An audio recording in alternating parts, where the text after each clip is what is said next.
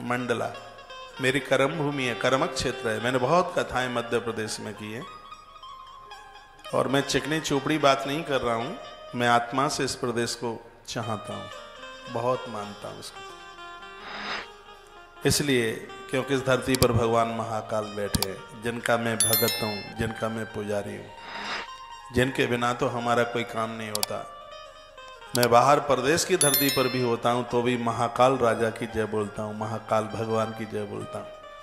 हर वर्ष आता हूं उज्जैन 1 महीने के लिए, हर साल आना होता है। कोरोना में 1 वर्ष नहीं आना हुआ तो हमने वृंदावन में भी कार्यक्रम किया, तो वो भी भगवान महाकाल भगवान की अध्यक्षता में ही किया, जिनके बिना तो कुछ हो ही नहीं सकता। आप भाग्यशाली हैं, ऐसे प्रदेश में आप जन्मे हैं, कभी ईश्वर से अलग मत होइएगा। भगवान के बिना कुछ भी नहीं। रावण के पास बहुत संपदा थी, उसे भी राम की जरूरत पड़ गई, इसलिए सीता माई का हरण करके ले आया। उसने स्त्री का हरण नहीं किया, उसने शांति को स्वीकार किया। जहां शांति होगी वहीं भगवान चल करके आएंगे। सत्य भगवान वहीं तो आएगा, सत्य नारायण वहीं आएगा। वो तो बहुत बड़ा पंडित था वो। और एक विशेष बात ये थी, ये बात मैंने लंका में बोली थी, श्रीलंका में। पहले उसका नाम लंका था, बाद में उसका नाम श्रीलंका हो गया। श्रीलंका इसलिए हो गया क्योंकि हमारी मैया जानकी 1 वर्ष वहां रह के आई, सो लंका से श्रीलंका बन गई वो। उसका भी भाग्य बदल गया उसका तो वहां ये बात हमने बोली। रावण तो चारों वेदों का बहुत बड़ा पंडित था। एक गजब की बात यह थी कि वह अशोक वाटिका में अकेला नहीं गया, जब भी गया तब मंदोदरी साथ में थी। एक विशेष बात थी। और उसने मां जानकी को हृदय में विराजित किया था, तभी प्रभु राम के हाथों से उसका कल्याण हुआ था। प्रभु श्री राम का आचार्य बना था। ये रामेश्वर स्थापना में इसको बुलाया गया था। इसको जब इसने स्थापना करा दी तो प्रभु राम ने कहा, आचार्य दक्षिणा तो मांग ले। तो रावण ने कहा कि मेरे जजमान पर इस समय कुछ है नहीं, जेब भी तो है नहीं, बेचारा दक्षिणा कहां से देगा, इसलिए उधारी रहेगी। राम जी ने कहा, कब के लिए उधारी? भगवान कहते हैं दक्षिणा में उधारी नहीं। तो रावण ने कहा कि जजमान कमजोर हो, उसके पास यदि नहीं है तो प्रणाम करने से ही आचार्य को प्रसन्न हो जाना चाहिए। और हम प्रसन्न भी हैं और तुम्हें आशीर्वाद भी देते हैं। तुमने जिस कार्य के लिए स्थापना की है उस कार्य में तुम्हें सफलता मिलेगी। राम जी ने पूछा, क्या तुम्हें पता है कि मैंने किस कार्य के लिए स्थापना की है? रावण ने कहा, मुझे पता है कि लंका को जीतने के लिए तुमने स्थापना की है, तो मैं आशीर्वाद देता हूं कि तुम लंका को जीत लो। ये देखो रावण, राम जी की आंख में आंसू आ गए थे जिस समय रावण ने कहा था मैं आशीर्वाद देता हूं तुम लंका को जीतोगे।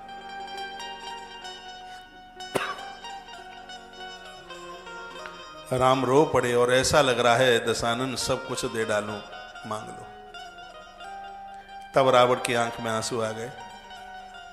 रावण ने कहा कि मेरे जजमान, दक्षिणा देना चाहते हो तो दक्षिणा इतनी सी है, मेरी मौत आपके बाण से होगी, आपके द्वारा मैं युद्ध में मारा जाऊंगा।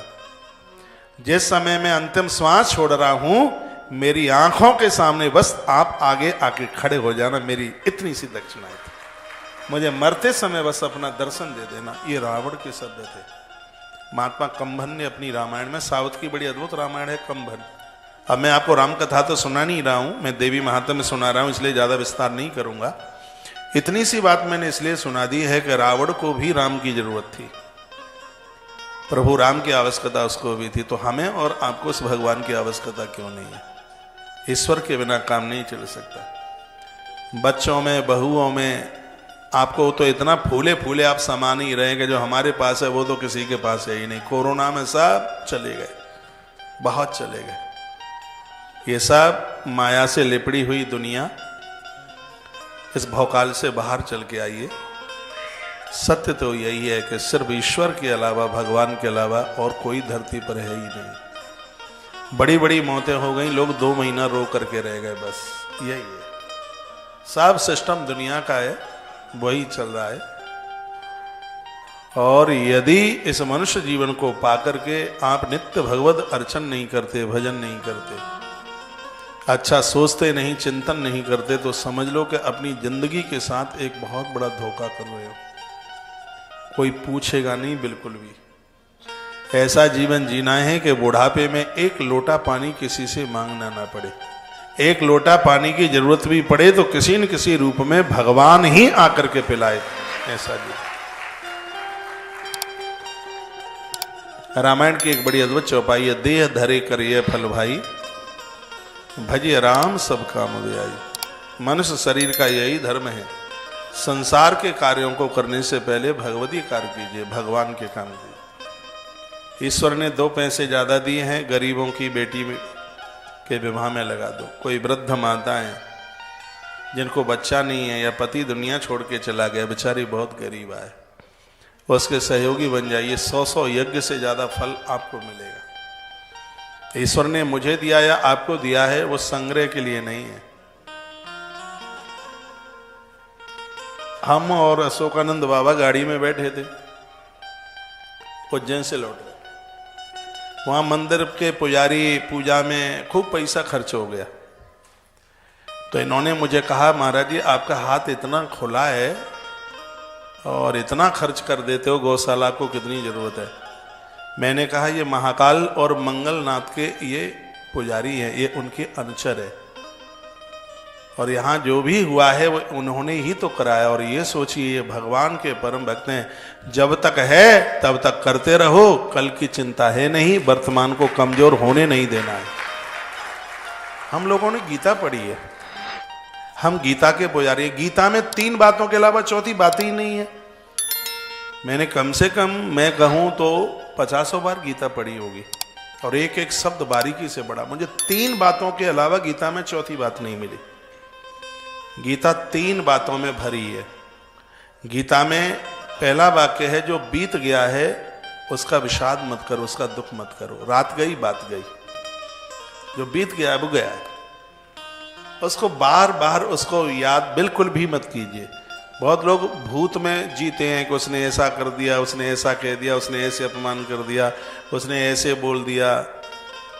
मत याद कीजिएगा।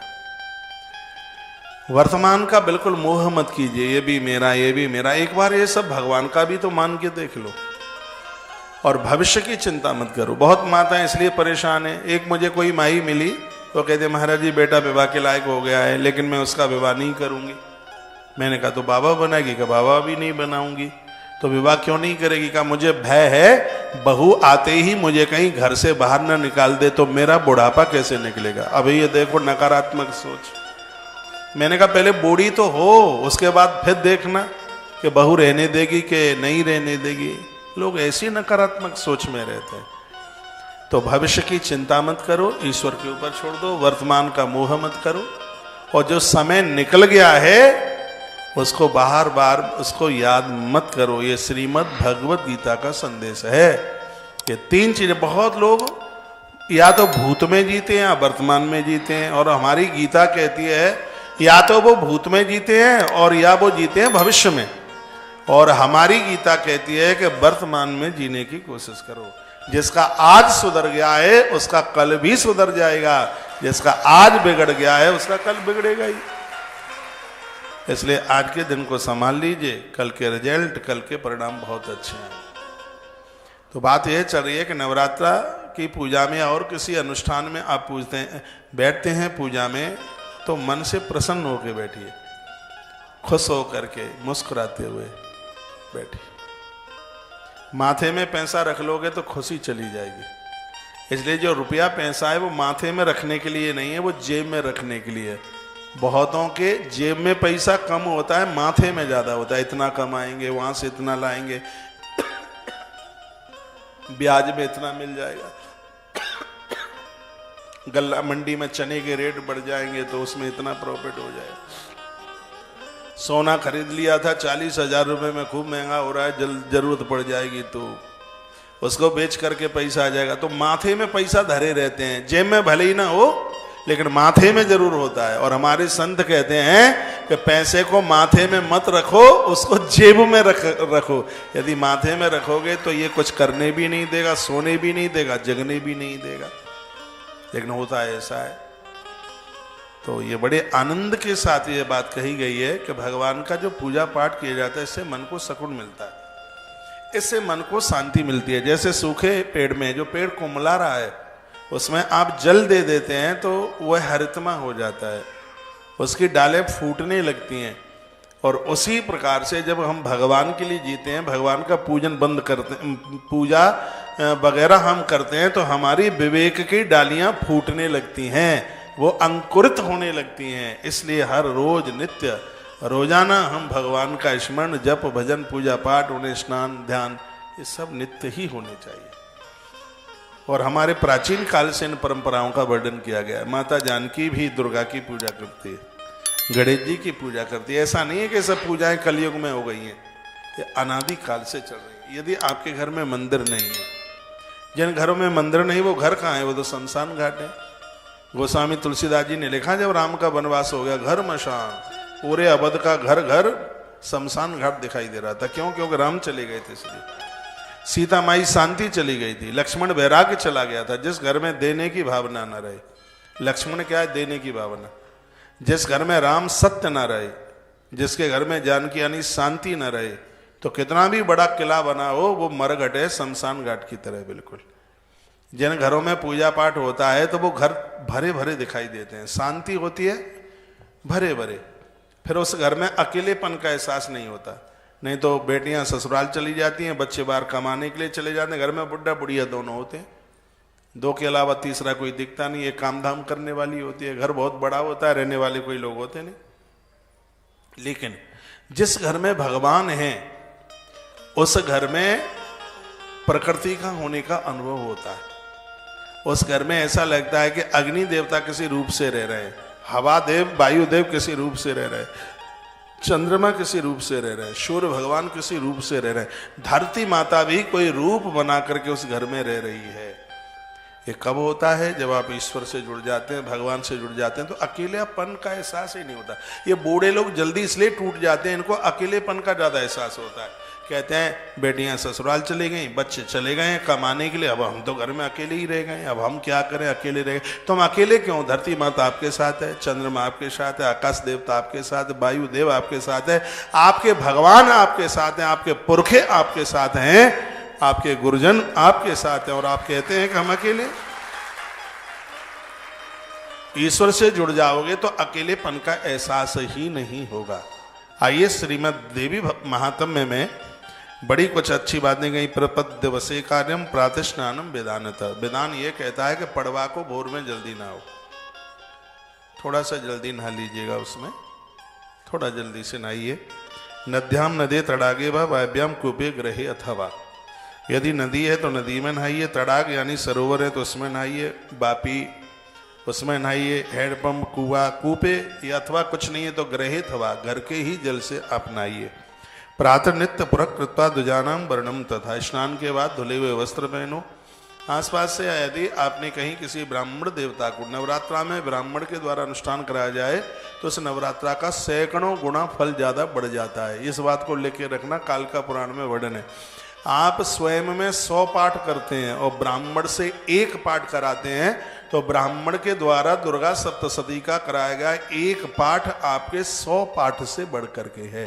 क्योंकि आपको विनियोग के बारे में नहीं पता है, आपको अगन्यास करन्यास के बारे में नहीं पता है, आपको नवहाण मंत्र की विधि का नहीं पता है, आपको उसमें जो रहस्य हैं उसके बारे में नहीं पता है। लेकिन गुरुकुलों में पढ़ने वाले ब्राह्मण लोग, उनको इस बात की जानकारी है।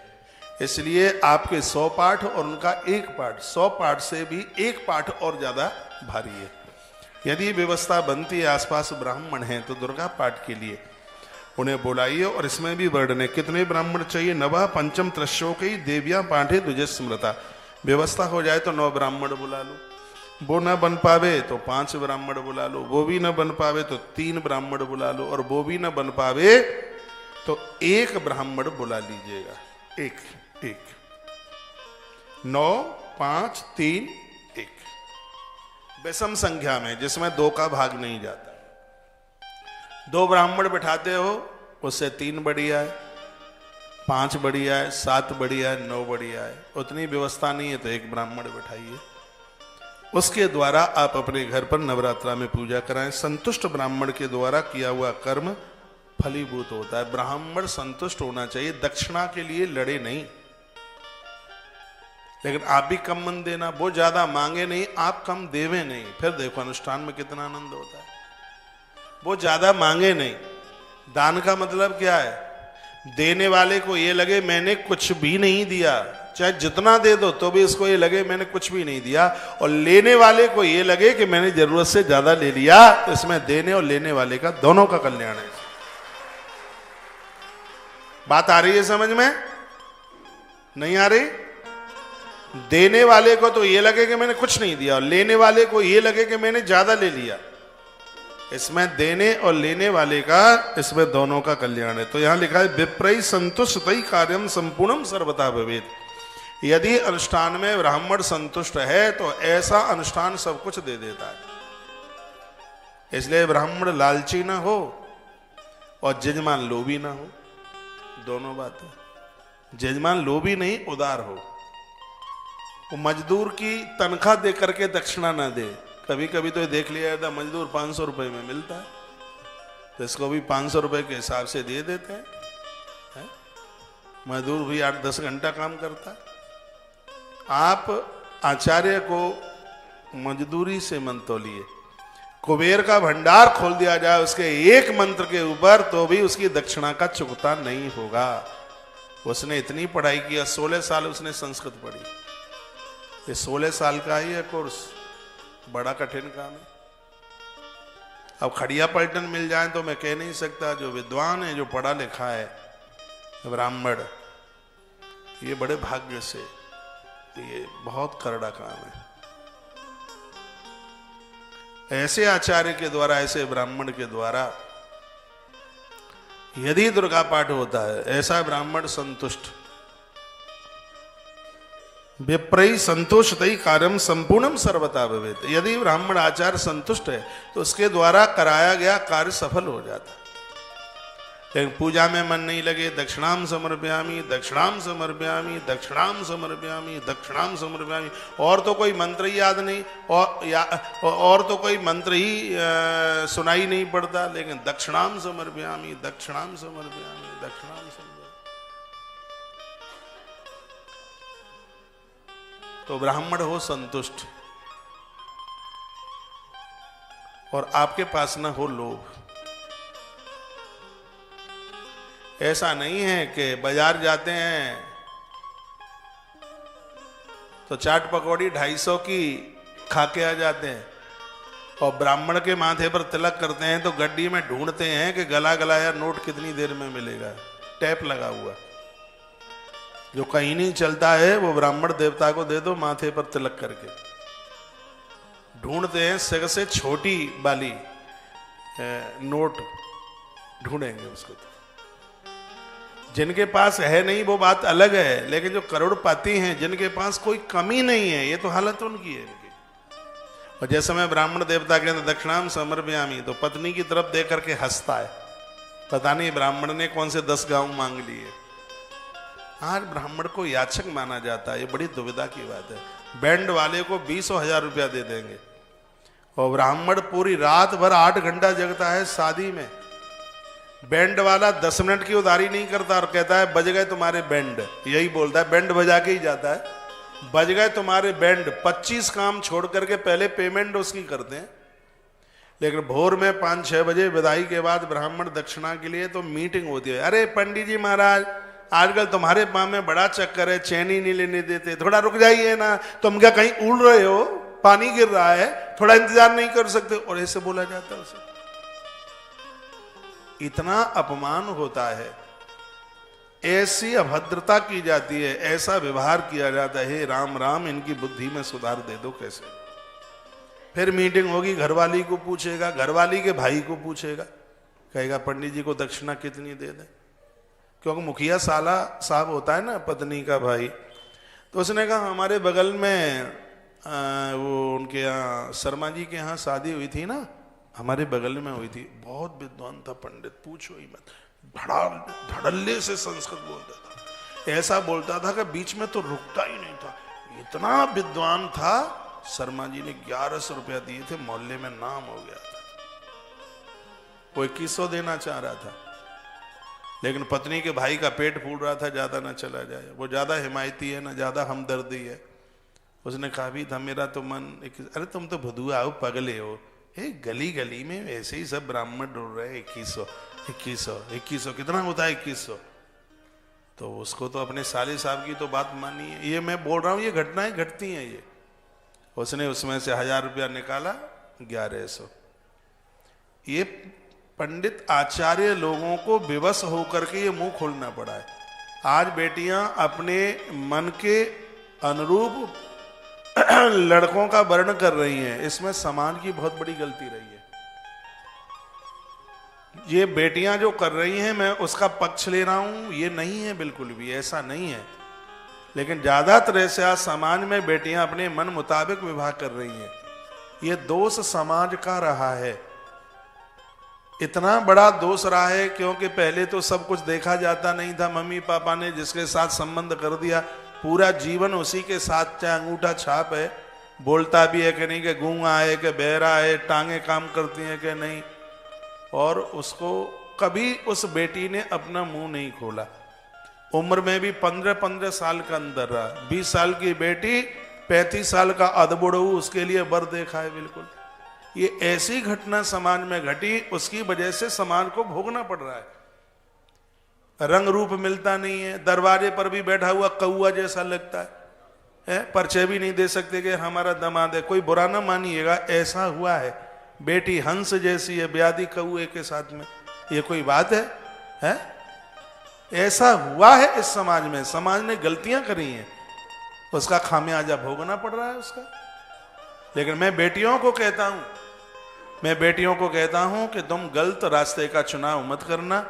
माता पिता की अस्थियां गंगा जी में प्रवाहित करके बेटा माता पिता के ऋण से मुक्त हो जाता है, और माता पिता को बेटी का कन्यादान करने का फल मिलता है, तो बेटी माता पिता के ऋण से मुक्त हो जाती है। ये बात अभी मैं कथा करके आया हूं अशोकनगर में, ईसागढ़ में, वहां ये बात मैंने बोली है। लेकिन ध्यान रहे इस बात का, ये त्रुटि ना हो, गलती ना हो। इतने उदार बनिए कि कोई आचार्य आपके यहां पूजा कराने को आया, उसको मुंह ना खोलना पड़े। आज इतना महंगा है, आज ब्राह्मणों के बच्चे वेद क्यों नहीं पढ़ रहे हैं? ये संस्कृत विद्या का क्यों अभाव हो रहा है? इसलिए हो रहा है कि 9 दिन का अनुष्ठान करके 1100 रुपया 500 रुपया पकड़ाते हो, तो उसका परिवार कैसे चलेगा? वो कैसे जिएगा? वो अपने बच्चों को कैसे पढ़ाएगा लिखाएगा? अब ऐसा तो है नहीं कि सगरे ब्राह्मण बाबा जी बन जाएंगे। उसको अपना परिवार घर चलाना है, तो कैसे चलाएगा वो? उसकी गृहस्थी कैसे चलेगी? तो उसको जब से मंगता मान लिया, उसको भिखारी मान लिया। मैं कहूंगा कि ब्राह्मण तो एक बहुत बड़ा उदार है, बहुत बड़ा संतोषी है। यदि संतोष शब्द को नाक कान मुंह लगा दिया जावे, तो उसका रूप होगा ब्राह्मण देवता, जो सबसे ज्यादा संतुष्ट है वो। लेकिन आज उसके साथ में जो बर्ताव हुआ है, इसलिए उसने वेद पढ़ना, उसने संस्कृत पढ़ना बंद कर दिया। हर साल हम चिल्लाते हैं कि गुरुकुल में फ्री बच्चे, बिल्कुल 1 पैसा नहीं लगेगा। 500 बच्चों के लिए बोलते हैं हर साल, 500-700 के लिए 100 आते हैं झिझकते झिझकते। क्यों? वो सोच लेता है कि जूते की दुकान खोल लूंगा पर वेद नहीं पढ़ूंगा। इसलिए क्योंकि उसमें तो पेट भरना मुश्किल हो जाएगा। जब जब ये अनुष्ठान, श्राद्ध, अमावस्या, एकादशी, द्वादशी, इस समय पर ब्राह्मण देव घर आता है, तत्काल आपको गंगा सागर स्नान करने का फल प्राप्त हो जाता है। इसमें तो उदार बनिए, इसमें अति प्रसन्नता पूर्वक पूजा पाठ को महत्व दिया जाए। देखो कितना सुंदर यहां लिखा हुआ है। भाई क्यों नहीं चला रहा है? चालू हो गया है। बोलिए बांके बिहारी लाल की जय, श्री हनुमान जी महाराज की जय। बरेद ब्राह्मणम शांतम परायण कृते तदा स्वस्ति वाचनकम कार्यम वेद मंत्र विधानत। आप कहते हैं कि शादी पढ़ने के लिए विद्वान ब्राह्मण नहीं मिलता। विद्वान ब्राह्मण नहीं मिलेगा, रिक्शे वाला मिलेगा। विद्वान ब्राह्मण 16 वर्ष पढ़ाई करेगा, इतनी मेहनत करेगा, और फिर उसको एक 9 दिन के अनुष्ठान में समाज 1100 रुपया देगा। तो कहां से मिलेगा विद्वान ब्राह्मण? फिर तो वो रिक्शा वाला मिल जाएगा, नकली चोटी होगी, नकली जनेऊ होगा, पता ही नहीं कि ब्राह्मण भी है कि नहीं है। आज शहरों में आप एकादशी का उद्यापन कराते हैं, ब्राह्मण को भोजन में बुलाते हैं, ब्राह्मण मिलता ही कहाँ है? उसका चेक तो कर लो जनेऊ है कि नहीं। जनेऊ तो पूछ ही सकते हो, उसको ऋषि गोत्र तो पूछ भी सकते हो, इसमें क्या दिक्कत की बात है?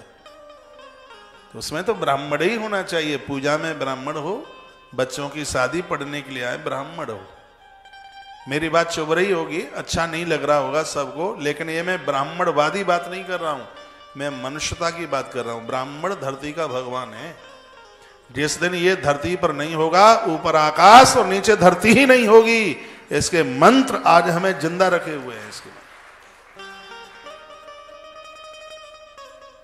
जब से शादियों में मंत्रों का अभाव हुआ तो तलाक हो रहा है। कहां बन रही है, कहां पट रही है पति और पत्नी? हवन यज्ञ हो नहीं रहे, कुछ मुहूर्त देखे नहीं जा रहे। कंप्यूटर वाली जन्मपत्री चल रही है। जन्मपत्री तो इतनी बड़ी होती थी, मैं बैठा हूं मेरे पास से आप बैठे हैं, जन्मपत्री एक एक चीज का फलादेश होता था। वो जन्मपत्री बनाने वाले ही नहीं रहे। वो कंप्यूटर तो सबकी जन्मपत्री एक सी बनाता है, मेरी भी वैसी, आपकी भी वैसी, तीसरे की भी वैसी। तो कंप्यूटर ने संस्कृत पढ़ी तो है नहीं, उसने तो ज्योतिष तो पढ़ी नहीं, उसने सबका फलादेश एक सा। मैंने देखा है ना कंप्यूटर की जन्मपत्री, और मैंने हाथ की जन्मपत्री भी देखी है। हाथ की जन्मपत्री को बनाने में 15 दिन लगते हैं। हाथ की जो जन्मपत्री है 15 दिन 3 घंटा पर डे, 45 घंटा चाहिए हाथ की जन्मपत्री को बनाने के लिए। 45 घंटे में जन्मपत्री बनाई, जिसकी जन्मपत्री बनाई उसने 250 रुपये दक्षिणा दी, इसलिए हाथ की जन्मपत्री खत्म हो गई। इसलिए खत्म हुई हाथ की जन्मपत्री। उसकी जो मेहनत है उसका उसको मिल नहीं रहा है। नहीं तो आज भी विद्वान है मेरे पास में, ऐसे विद्वान वो ये बता देंगे कि अनार में दाने कितने, ऐसे ज्योतिषी हैं, ऐसे हैं मेरे पास विद्वान, ज्योतिष के इतने अद्भुत प्रकांड ये बता देंगे कि आप क्या खा के आए हैं। ज्योतिष बड़ी करंटदार है। ज्योतिष का ही प्रभाव था। राम जी के आने से पहले वाल्मीकि रामायण तैयार हुई, कृष्ण के आने से पहले गर्ग संहिता तैयार हुई। बहुत अद्भुत ज्योतिषी। वेद की आंखें कहा गया है ज्योतिष को। लेकिन आजकल ज्योतिष वोतिष कुछ भी नहीं है, दिखाने वाले भी वैसे, बताने वाले भी वैसे। तू मत कहो मेरी, हम ना कहें तेरी, होने दो अंदर में अंधेरी, ऐसा चल रहा है सब। इन ब्राह्मणों को मत खोने दो, ये बने रहें धरती पर तो जीवन ठीक जीते रहेंगे। यदि इनका अभाव हो गया तो लेने के देने पड़ जाए। ब्राह्मण बनना तो सब चाहते हैं, लेकिन उसकी कदर कोई नहीं करना चाहते। कहते हैं कि ब्राह्मण मंगता होता है, मांगने वाला होता है, आटा मांगने के लिए निकला है, और पता नहीं और क्या क्या बोल देते हैं। हम तो सुन लेते हैं, सुन हम भी लेते हैं, लोग बोलते हैं। चलो तेरे मुंह में घी और शक्कर, तू जो कह रहा है वैसा ही समझ ले तू। ये देवता है, ये धरती का देव है, ये इसके बिना तो सब गड़बड़। अरे भाई इसमें कुछ तो है जो भगवान श्री कृष्ण सुदामा के तलवे धो के पीते हैं। इसमें कुछ तो है सो गुरुदेव वशिष्ठ के चरण प्रभु राम धो करके पीते हैं। आखिर में तो इसमें कुछ है। यदि इसमें कुछ ना होता तो प्रकृति क्यों उसका इतना आदर करती, मान करती। तो वरेद ब्राह्मणम शांतम परायण कृते तदा स्वस्थ वाचनम कार्यम वेद मंत्र विधानता। शांत ब्राह्मण जो संतुष्ट है, ऐसे ब्राह्मण का वर्ण करें और वैदिक मंत्रों से कलावा बंधवावे, उसके हाथ से माथे पर चंदन लगवाएं, तिलक वैदिक मंत्रों के द्वारा। वेदी पर रेशमी वस्त्र बिछा करके सिंहासन पर मां दुर्गा की भव्य प्रतिमा चित्र स्थापित करें। उसके चित्र में माता के 8 हाथ, 8 भुजा हों या 4 भुजा हों, और उस प्रतिमा को साड़ी से सजा दीजिए। चूड़ियाँ इत्यादि 16 श्रृंगार का सामान होता है। रत्न भूषण संयुक्ता मुक्ता हार विराजिता, माँ के गले में हार पहनाइए, चूड़ियाँ पहनाइए, पूरा श्रृंगार कीजिए। भगवती की प्रतिमा के अभाव में यदि प्रतिमा नहीं है तो आप कोई दुर्गा माँ का यंत्र भी रख सकते हैं। यह भी वर्णन है। पाठ पूजा के लिए पास में कलश जरूर स्थापित करें, कलश के बिना कोई भी अनुष्ठान पूरा नहीं होता। यहाँ भी वर्णन है, स्थापयेत पीठ पूजार्थम कलशम तत्र पार्श्वतः, कलश जरूर रखें, कलश के बिना पूजा पूरी नहीं मानी जाती। वर्णन है कलश पर पंच पल्लव जरूर लगाएं, 5 तरह के पत्ते। पंच पल्लव संयुक्तम वेद मंत्र संस्कृतम, वेद मंत्र संस्कृत में होता है, आचार्य संस्कृत के मंत्र, उसमें हल्दी डाली जाती है साबुत कलश में, उसके लिए भी मंत्र बोला जाता है। एक सिक्का डाला जाता है, उसमें भी मंत्र बोला जाता है। उसमें सुपारी डाली जाती है, उसमें मंत्र बोला जाता है। 5 तरह के पत्ते रखे जाते हैं। कलश पूजन का मंत्र होता है, कलशस्य मुखे विष्णु कंठे रुद्र समाश्रिता मूले स्तो ब्रह्मा मध्य मात्र गड़ा स्मृता कुच्छौतु सागरा सर्वे, उसकी कुच्छी में सभी समुद्र होते हैं, सभी नदियां होती हैं कलश में। ब्रह्मा और विष्णु उसमें विराजते हैं, सभी देवी देवता विराजते हैं उस कलश में। तो सुतीर्थ जल संपूर्ण हेम रत्न ही समन्वता, तीर्थ का कोई जल उसमें डालिए, हेम रत्न चांदी या सोने का सिक्का डालिए। पार्श्वे पूजान संभरांति परकल्प, पूजा का सामान अपने पास रखिए, आप अपने आप उठाकर। एक बात और मैं आपको कहूंगा, ये भी बड़ी विडंबना की बात है, आजकल ब्राह्मण लोग आचार्य लोग जजमान के हाथ से नहीं चढ़वाते। ऐसे दोना लिया दिखाना, मुझे है यहाँ कहीं दोना, दे फटाफट जल्दी। पूजा के ढंग बदल गए हैं, जो सब चीजें जजमान के हाथ से चढ़ानी चाहिए और वो बस जजमान की नीचे उंगलियों के नीचे ऐसे उस दोना को छुआ देते हैं। फिर ये 6 फट का जजमान काय के लिए खड़ा हुआ है वहां पर, ऐसे ब्राह्मण ने लिया और यूं हाथ से छुआया और चढ़ा दिया, नहीं, वो जजमान के हाथ से चढ़वाइए उसको। वर्णन है, मैं देवी महात्म्य में आपको सुना रहा हूं, इसमें वर्णन पार्श्वे पूजार्थ संभरात्य, पूजा की सामग्री इतनी नजदीक हो कि ब्राह्मण वो जजमान अपने हाथों से लेकर के उसको चढ़ा दे। ये बिल्कुल ठीक नहीं है कि पंडित जी ने लिया और जजमान के यूं ऐसे हाथ से लगाया और खुद चढ़ाया, नहीं, तो मंत्र बोलो, वो सब जजमान के हाथ से। आपके यहां पंडित जी आवे तो इन बात का ध्यान रखिएगा, जोत से कभी अगरबत्ती धूप बत्ती मन जलने देना, भींगा हुआ फूल देवी देवताओं पर चढ़ाना। पूजा के समय में पत्नी दाहिनी तरफ बैठे, जोत है दाहिने हाथ पर हो, कलश है बाएं हाथ पर हो। पूजा के समय में आप पूर्व दिशा की तरफ मुंह करके बैठे हुए हो, नीचे आसन हो। बिना आसन के पूजा करने पर धरती माता को बहुत वजन लगता है हमारा। 2 काम ऐसे हैं जिसमें आसन होना जरूरी है, भोजन और भजन। भोजन और भजन बताते हैं कि बिना आसन के आप भोजन करते हैं तो सिगरे ग्रास दैत्यों के मुंह में पहुंच जाते हैं। हाँ, इसलिए आसन का होना, भोजन और भजन दोनों में आसन, आसन बिछा करके। कोई आपके यहाँ आता है तो बैठने को आसन दीजिए, नीचे बैठकर भोजन का बड़ा आनंद है। आज तो लोग कुर्सियों पर खाते हैं, जमीन पर भोजन, जमीन पर, और भजन भी जमीन पर ही। अब शरीर काम नहीं कर रहा है वो बात अलग है, नहीं तो दोनों काम करते समय धरती का अपना आपका एक बहुत बड़ा आनंद है। तो पंच पल्लव संयुक्तम वेद मंत्र सुसंस्कृतम, 5 पल्लव, 5 पत्ते, आम का पत्ता, पीपल का पत्ता, बरगद का पत्ता, गूलर मिल जाए और मिल जाए आपको पाखर, या इसमें से एक अशोक ले लीजिए। 5 पत्ते, पंच पल्लव, उसकी बहुत बड़ी महिमाएं। गीत वादित्र निर्घोषा कार्येन मंगलाय, भाई रात्रि को कुछ देर तक गीत गाइए, माता जी की भेंट गाइए, माता जी के नाम का कीर्तन कीजिए। अब यहाँ कीर्तन की बात कही है तो 2 पंक्तियां बोल रहे हैं, अम्बे जगदम्बे काली, बहुत प्यारी पंक्तियां हैं और पूरी दुनिया में गाई जाती हैं। माँ भगवती जगदम्बा अति प्रसन्न होती है।